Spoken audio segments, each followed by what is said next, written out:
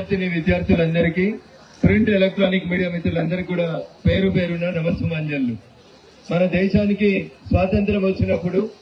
దాదాపు 534 సంస్థానాలు ఈ దేశంలో చిన్న చిన్న రాజ్యాలుగా ఉండేవి. ఆ రాజ్యాలన్నీ కూడా భారతదేశ సార్వభౌమ ఆ రోజు ఏక్ భారత్ అనేటువంటి నినాదంతో దేశంలో చిన్న చిన్న రాజ్యాలుగా ఉన్నటువంటి రాజులందరినీ తీసుకొని వచ్చి భారతదేశంలో కలపడానికి నాడు సర్దార్ వల్లభాయ్ పటేల్ గారు చేసినటువంటి కృషి వల్ల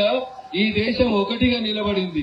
హైదరాబాద్ ఒక రాజ్యం, జమ్మూ కాశ్మీర్ ఒక రాజ్యం, జోహనాగఢ్ ఒక రాష్ట్రం, ఇట్లా ఒక్కొక్క రాజ్యాలుగా రాజులు వెళ్ళినటువంటి దాదాపు 534 సంస్థానాల్ని మన దేశంలో కలిపి ఏక్ భారత్ అనేటువంటి నినాదానికి పునాది వేసినటువంటి గౌరవనీయులు సర్దార్ వల్లభాయ్ పటేల్ గారి జన్మదినం 150వ జన్మదినాన్ని పురస్కరించుకొని ఈ దేశాన్ని విచ్ఛిన్నం చేయాలని కలలుతున్నటువంటి కుట్రదారులందరికీ ఒక మంచి మెసేజ్ ఇవ్వడం కోసం యూనిటీ రన్ అని, irrespective of cost, creed, religion మనమంతా భారతీయులం అని చెప్పాలనేటువంటి ఒక మంచి మెసేజ్ తోటి unity for Bharat, unity run అనేటువంటిది భారత ప్రభుత్వం దేశంలో ఉన్న 736 జిల్లాల్లో కాశ్మీర్ నుంచి కన్యాకుమారి దాకా భావి భారత పౌరులు మీరు, ఈ దేశం మీది మాది మనందరినీ, ఈ దేశాన్ని మనం కాపాడుకోవాలంటే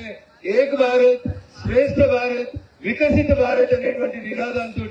భారత ప్రధాని నరేంద్ర మోడీ గారు ఇచ్చినటువంటి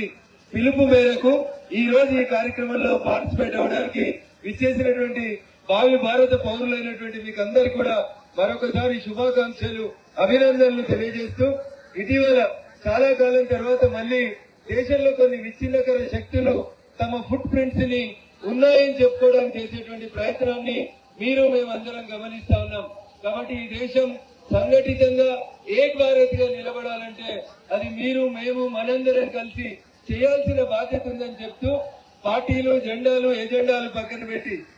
దేశ జాతీయ జెండానే మనందరి జెండా, మనందరి